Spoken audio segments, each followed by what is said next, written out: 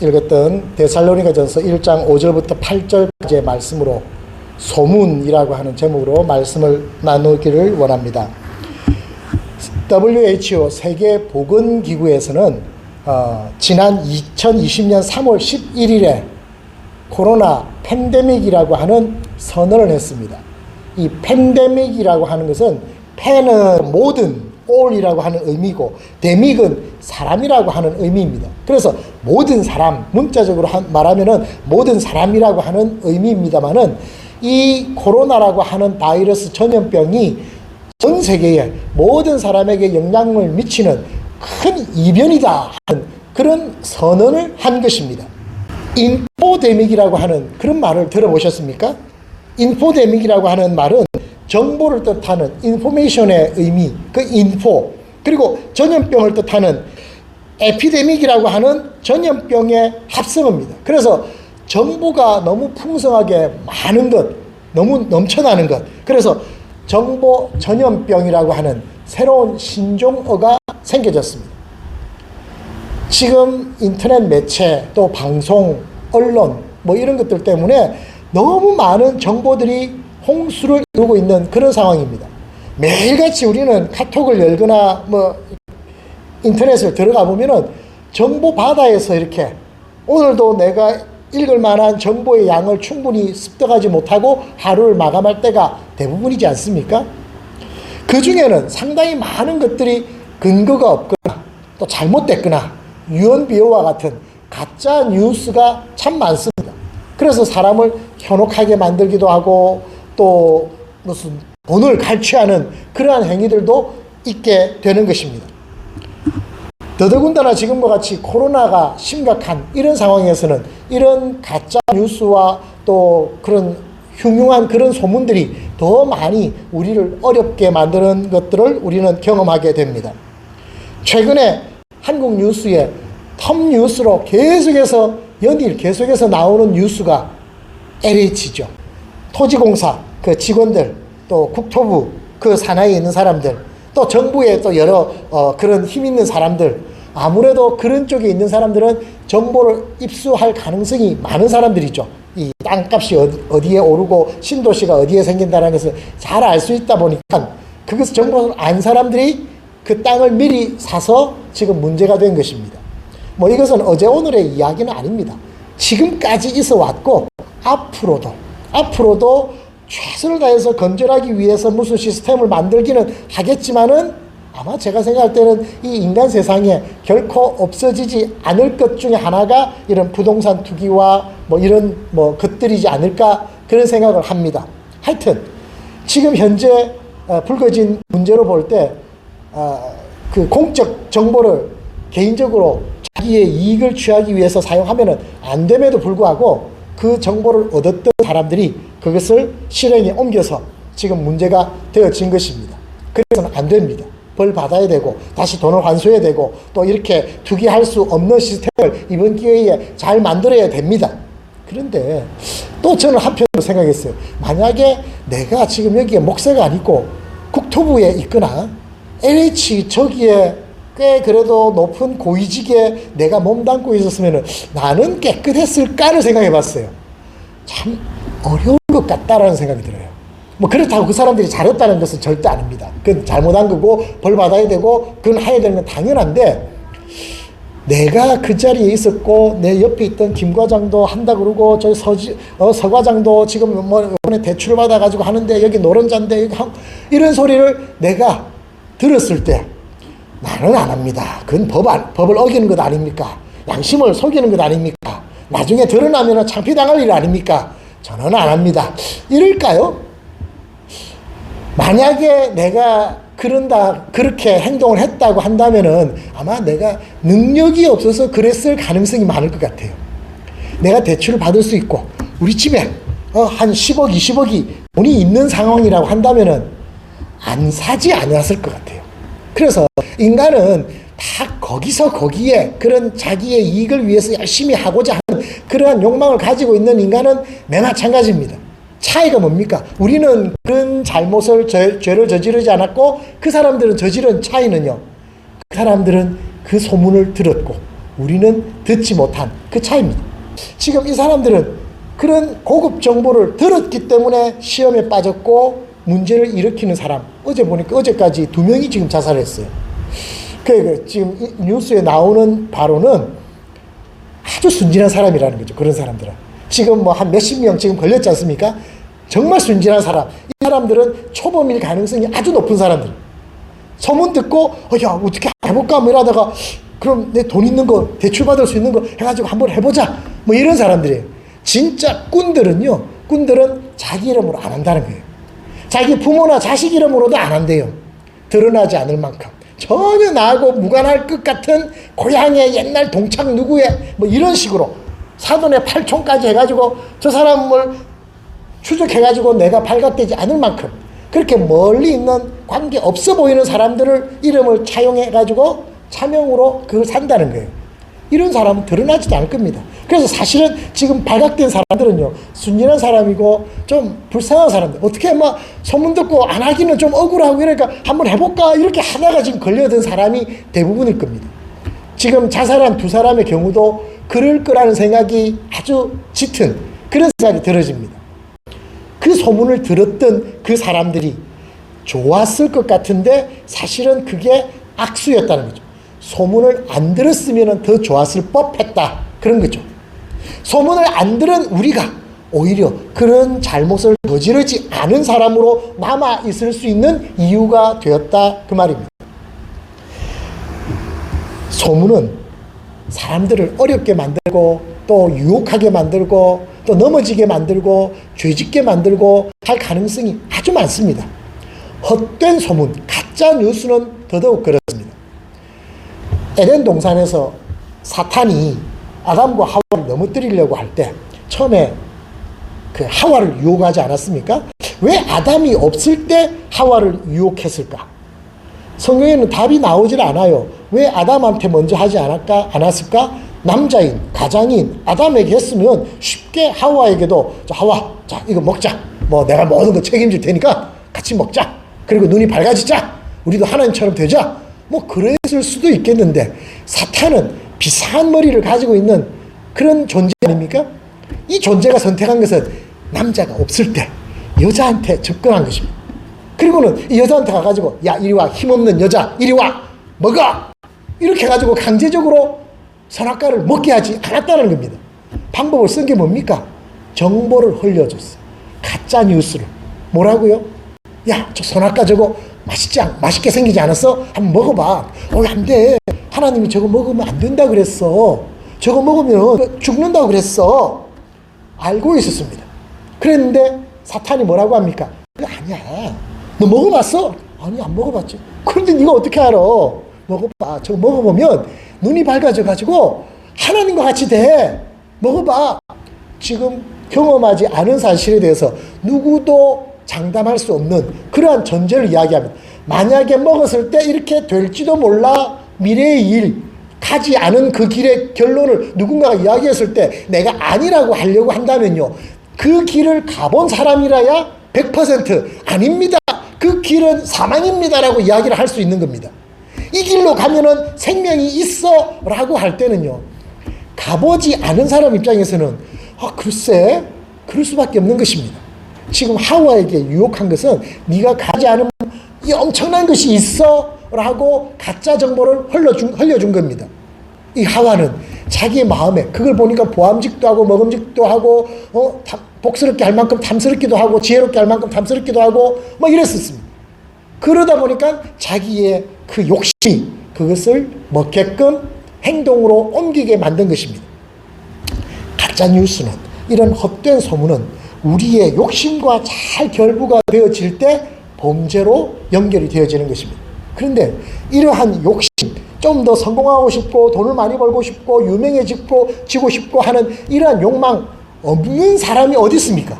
기본적으로 우리는 죄인의 태생이기 때문에 그러한 것은 다 있습니다. 여기에 유혹이 될 만한 가짜 뉴스를 던지게 될 때 덥석 물기 쉽다라는 것입니다.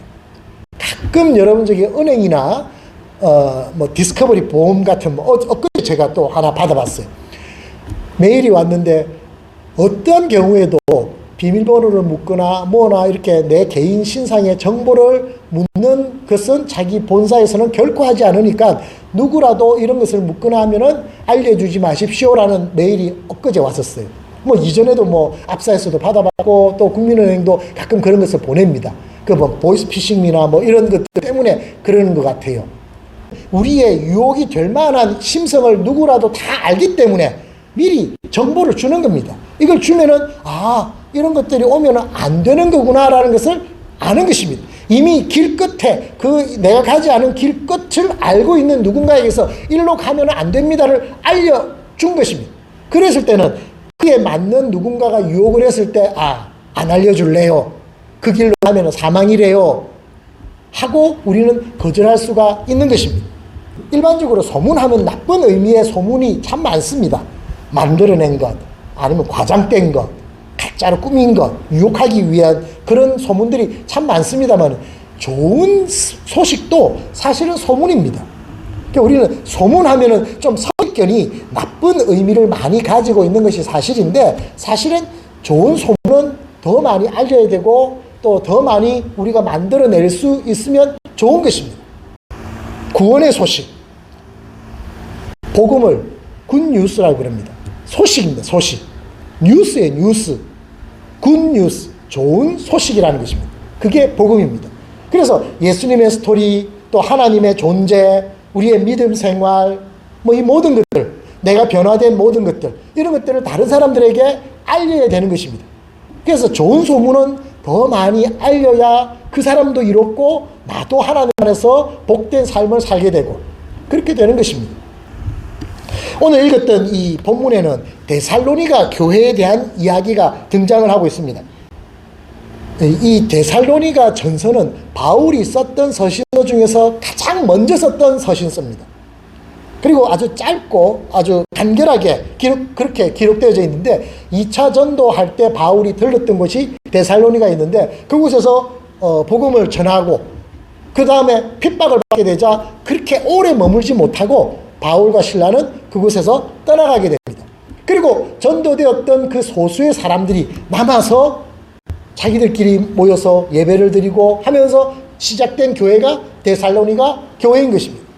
바울이 고린도에 갔을 때 이 데살로니가 교회의 소식을 접합니다. 그때 어려움이 있었지만은 그 모진 박해들을 잘 이겨내고 우리가 다른 지방에 오늘 여기 본문에도 나와 있다시피 다른 사람들에게까지 본이 되었다. 믿음의 본이 되었다라고 하는 그런 소식이 전해집니다. 그리고 바울을 몹시 보고 싶어 한다라고 하는 그러한 기쁜 내용이 고린도에 있을 때 전해져 옵니다. 거기에 대해서 바울이 편지를 썼던 내용이 데살로니가 전서인 것입니다. 오늘 읽었던 8절 한번 읽어보십시다. 8절. 이 데살로니가 교회가 어떤 모습을, 어떤 특징을 가지고 있었던지, 그들의 모습이 어떤지를 우리가 가늠할 수 있는 내용이 오늘 이 8절에 나오는데 다 같이 한번 읽습니다. 시작. 마게도냐와 아가야에만 들릴 뿐 아니라 하나님을 향하는 너희 믿음의 소문이 각처에 퍼졌으므로 우리는 아무 말도 할 것이 없노라. 바울이 오죽했으면 내가 더 이상 할 말이 없다. 할 말이 없다. 왜? 믿음의 좋은 소문이 이미 너희 지방뿐만 아니라 다른 지방에까지 다 퍼졌어. 그래서 참 나는 내가 빨리 복음 전하고 그곳에서 오랫동안 너희들 양육하지 못하고 도망오듯이 이렇게 나와버리고 난 다음에 남아있는 너희들이 어떻게 될지 궁금하고 참 많이 걱정도 됐는데 이렇게 잘 다른 사람들에게 믿음의 본이 되었다라는 소문이 들리고 또 바울 목사님을 보고 싶습니다 하는 이런 그리운 편지를 받게 되니까 바울이 막 감격스러운 거예요.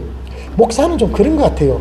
여기에서 뭐 대단하게 뭐 특권을 받는 어떠한 것보다도 이 말씀을 듣고 변화된 교인들이 그 말씀을 생활 속에서 펴면서 또 더 많은 아름다운 소문을 나타내는 그러한 모습들이 성령의 열매들이 나타나는 그것을 경험하는 것이 가장 큰 기쁨이 아닐까 그런 생각을 해봅니다. 바울은 더 했겠죠. 음식점을 하거나 학교를 하거나 또 무슨 뭐 가게를 열거나 그렇게 할 때 우리는 권리금이라고 하는 것을 냅니다. 우리 한국에서는. 그게 뭡니까? 이미 그 가게가 그곳에 있으면서 여러 사람들한테 알려진 바가 되었기 때문에 그 알린 소문 때문에 홍보비를 절약할 수 있기 때문에 받는 돈이 권리금입니다. 많은 사람들에게 좋은 소문을 많이 알려야 됩니다. 그래서 그것을 알리는 데 필요한 광고비와 홍보비를 우리는 낸다라는 것입니다. 교회 안에서도 여러분들끼리도 뭐 한국 식당 할 수만 있으면은 좋은 소문을 내주는 겁니다. 이게 교회 안에서 아름다운 그러한 함께 살아가는 자의 모습입니다. 뭐 목사님 뭐 그래도 칭찬할 게 있어야 칭찬하지요. 아닙니다. 찾아보시면요 칭찬할 게 있습니다. 자식을 우리가 사랑하지 않습니까? 그 자식을 왜 사랑합니까? 라고 이야기하면 자식이니까 사랑하죠. 자식이기 때문에 사랑하는 겁니다.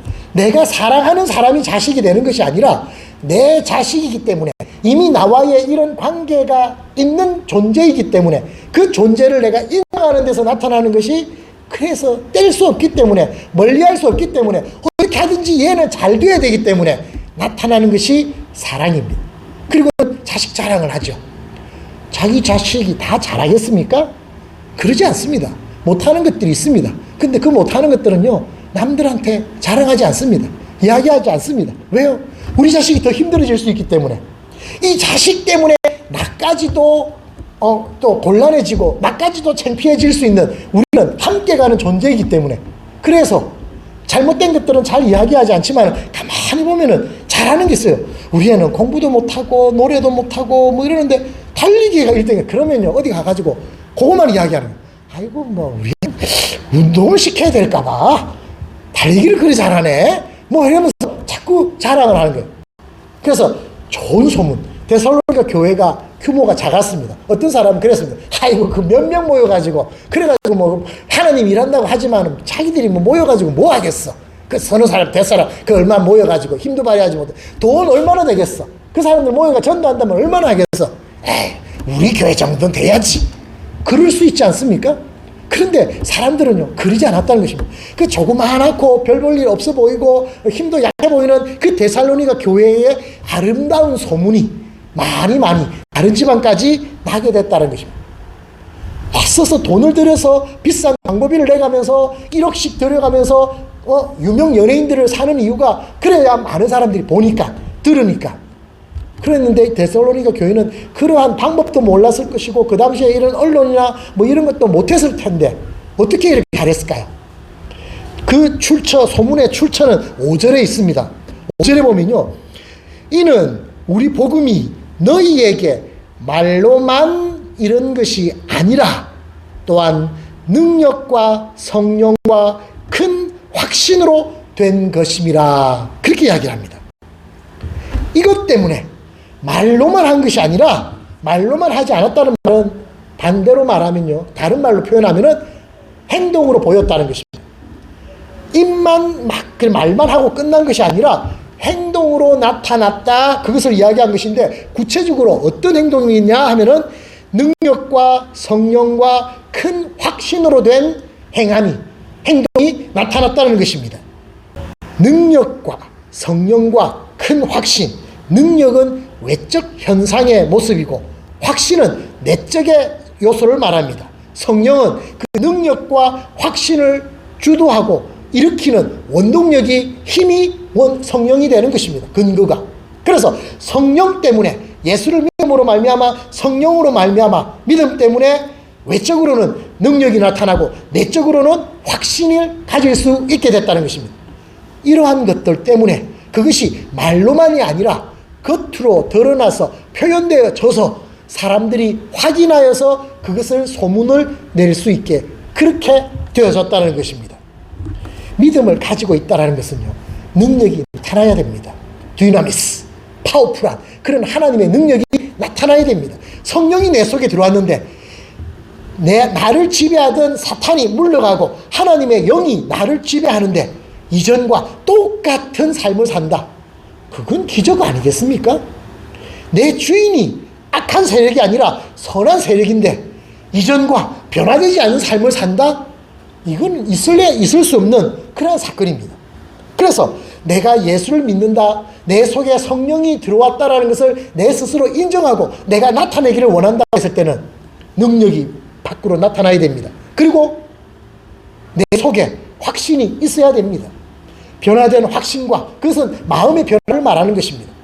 내가 그것을 믿고 인정하고 하는 모습이 있어야 되고 아버지를 아버지라고 부르는 그러한 고백이 있어야 되고 그러한 고백이 겉으로 드러나는 모습이 있어야 하는 것입니다. 그래서 야고보는 행함이 없는 믿음은 죽은 믿음이다 그랬습니다. 믿음이 있다고 하지만은 겉으로 드러나는 행함이 없다면 그건 가짜라는 것입니다. 가짜 뉴스에 속지 말아야 되지만은 내가 믿는다고 하면서 믿지 않는 모습임을 우리는 깨달아야 된다는 것을 이야기하는 것입니다. 믿음이 있다라고 했을 때는 겉으로 드러나는 표현된 믿음으로 눈에 보여져야 됩니다. 믿음은 보여지는 것입니다. 그래서 예수님께서는 믿음을 보시고라고 하시는 표현을 여러 군데 썼었는데 그 중에 마태복음 9장에 보면요, 예수님께서 어느 마을에 갔을 때 많은 사람들이 예수님을 따랐습니다. 군중이 그냥 인산인해를 이루어가지고 막 있었는데 어떤 친구들이 4명의 친구가 중풍병이 걸린 자기의 친구를 들것에 들고 예수님께로 왔습니다. 왜 왔습니까? 예수님이 기적을 일으키고 많은 사람들을 낫게 하고 귀신을 쫓아낸다라고 하는 그 소문 때문에, 그 선한 소문을 듣고 이 중풍병자 친구를 데리고 4명의 친구가 온 겁니다. 그런데 너무 사람이 많아서 예수님께로 가까이 갈 수가 없었습니다. 아니, 이 소문이 진짜 소문인지 확인을 하기 위해서라도 무조건 예수님한테는 가야 되는데 갈 수가 없었습니다. 자기들이 할 수 있는 극단적인 선택을 한 것입니다. 뭡니까? 자살이 아니고 지붕 위로 올라갔습니다. 예수님이 머물고 있는 지붕 위로 올라가서 지붕을 뜯어냈습니다. 여러분, 지붕 뜯어내는 것은요, 그걸 다시 원상복구 해줘야 될 것 아닙니까? 돈이 들어도 그렇고 시간이 들어도 그렇고 그 주인한테 받을 욕 뭐 이런 것들을 생각한다면 엄두가 안 날 수 있는 행동인데 그걸 저지른 거예요. 지붕을 뜯고 그리고는 들것을 달아서 예수님 앞에 내려 보냈습니다. 그때 그 상황에서 예수님께서 하신 말씀이 9장 2절입니다. 침상에 누운 중풍병자를 사람들이 데리고 오거늘 예수께서 그들의 믿음을 보시고 중풍병자에게 이르시되 작은 자야 안심하라 내 죄사함을 받았느니라. 그리고 일어나서 걸어라 하고는 그가 완전히 치유되어지는 몸으로 친구들과 함께 감사하며 기뻐하며 돌아갑니다. 물론 나중에 변상 다 해줘야 되겠죠. 아무리 병은 나왔더라도 변상은 해줘야 될 그거겠죠. 여기에 보십시오. 예수님께서 믿음을 보셨다 그랬습니다. 믿음이라고 하는 건 추상명사 아닙니까? 사랑, 인내, 소망, 믿음, 이건 다 추상명사인데 만질 수 없고 눈으로 볼 수 없고 뭐 그런 것들인데 주님은요, 믿음을 보시고라고 했습니다. 뭘로 보시고? 그들의 행함으로 보셨다는 것입니다. 그 중풍병자 친구를 지붕을 뜯고 내려보내는 그 친구들을 보니까 믿음이 보였던 것입니다. 행함이 있을 때 믿음이 보여지는 것입니다. 바울도 1차 전도여행 때 루스드라라고 하는 지방에 갔을 때 안전뱅이를 낫게 하는 사건이 있는데 바울이 말씀을 전할 때 안전뱅이가 바울을 주목하여서 보았습니다. 집중하여서 바울을 쳐다보았는데 바울이 그 사람과 눈이 마주쳤습니다. 그때 바울이 고백한 내용의 말인데요. 사도행전 14장 9절입니다. 바울이 말하는 것을 듣거늘 바울이 주목하여 구원받을 만한 믿음이 그에게 있는 것을 보고 바울이 보았습니다. 그 사람이 어떻게 보였을까요? 아마 내가 생각할 때는 가면서 안전뱅이였으니까 막 엎드려져 가지고 이렇게 기어다니면서 그러지 않았겠습니까? 많은 사람들이 있는데 바울이 막 이렇게 전도하는데 그 중에서 그 안전뱅이가 소망을 가지고 저 사람이라면 저분이 믿는 하나님이라고 하면은 내가 평생 이 고통 속에 있는 이 질병을 고칠 수 있을 거야 라고 하는 소망을 가지고 바울을 쳐다본 것입니다. 아마 어떤 표정을 했을까요? 간절한 마음, 막 사모하는 마음 표정에서 나왔을 것 같아요. 어쩌면 눈물이 글썽글썽 하면서 그냥 이렇게 할 수만 있으면 더 가까이 들으려고 막 그러는 모습, 그런 것들이 나타나지 않았을까 싶어요. 바울은 그걸 보면서 그에게 구원받을 만한 믿음이 있는 것을 보고 그리고는 일어나 걸어라. 기적이 일어난 것입니다. 믿음이 보여질 때 기적은 일어나는 것입니다. 축복은 그때 임하게 되는 것입니다. 바울이 고린도후서 2장 14절 15절에 항상 우리를 그리스도 안에서 이기게 하시고 로 말미암아 각 처에서 그리스도를 아는 냄새를 나타내시는 하나님께 감사하노라. 우리는 구원받는 자들에게나 망하는 자들에게나 하나님 앞에서 그리스도의 향기니. 그리스도의 향기라 그랬습니다. 누구한테서요? 구원받는 자들에게나 망하는 자들에게나. 사람 가릴 것 없이 모든 사람에게 우리는 그리스도의 냄새를 풍기는 그리스도의 향기가 되어져야 한다는 것입니다. 데살로니가 교회는 비록 작지만은, 비록 생긴 지 얼마 되지는 않았지만은 이렇게 아름다운 그리스도의 향기를 바라는 그런 교회였습니다. 그러다 보니까 그 향기에 취했던 사람들은, 그것을 경험한 사람들은 할 수만 있으면 어디서 뭐 이야기하다가 누가 교회 뭐 이야기하고, 교회? 데살로니가 교회가 거기 진짜 좋은 교회야. 야, 거기는 이렇게 하고 이렇게 하는데 거기가 소문에 꼬리를 물고 결국에는 데살로니가 교회는 부흥되는 교회가 되어질 수밖에 없는 것입니다. 교회의 연수가 짧다, 규모가 작다, 돈이 별로 없다, 뭐 기능적인 뭐 건물이나 뭐 이런 것들이 없다, 이건 전혀 문제가 되지 않습니다. 하나님의 이름으로 모인 자들이 어떠한 믿음을 가지고 세상에서 살아가느냐, 그것이 중요한 것입니다.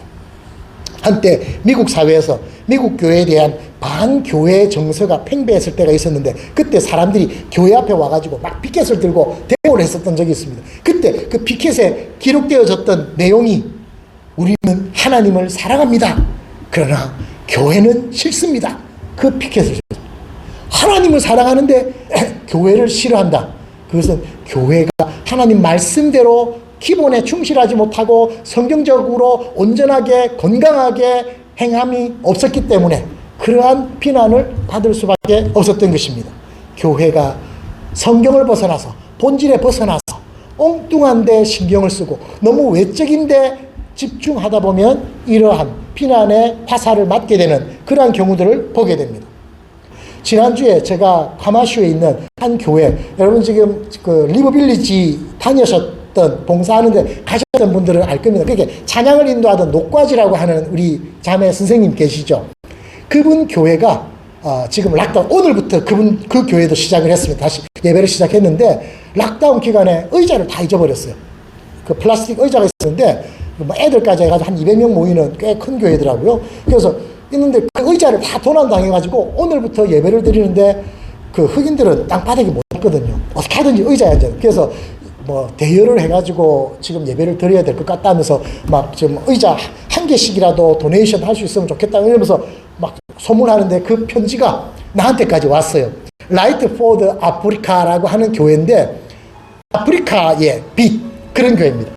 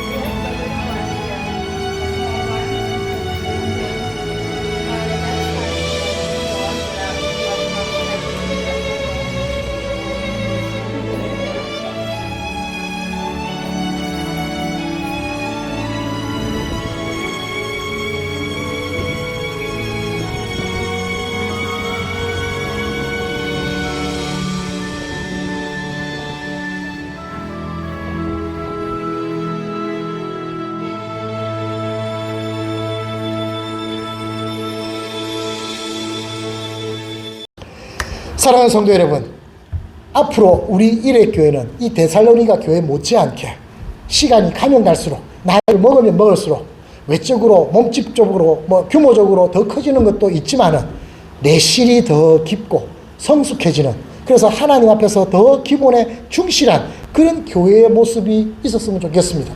어떤 일이 있더라도 우리 일회교회 성도들은 주의를 지키면서 하나님 앞에 예배하는 것에 내 신앙 기준의 첫 번째다, 프라이오리티, 최우선이다, 이런 예배자의 모습을 가지고, 그리고 내가 비록 적지만은 어렵고 힘든 사람이 있을 때 기꺼이 콩이라도 하나 반쪽이라도 나누어서 줄 수 있는 그런 넉넉한 너그러운 마음을 가진, 그런 아름다운 마음씨를 가진 그런 성도들의 모습, 그리고 우리 선교사들과 선교지에 있는 어렵고 힘든 자들을 돌보는 말씀이 우리 안에서 끝나는 것이 아니라 밖으로 나타내 보여지는 그러한 믿음의 본을 보이는 그런 우리 일회교회가 되기를 주님의 이름으로 축원합니다.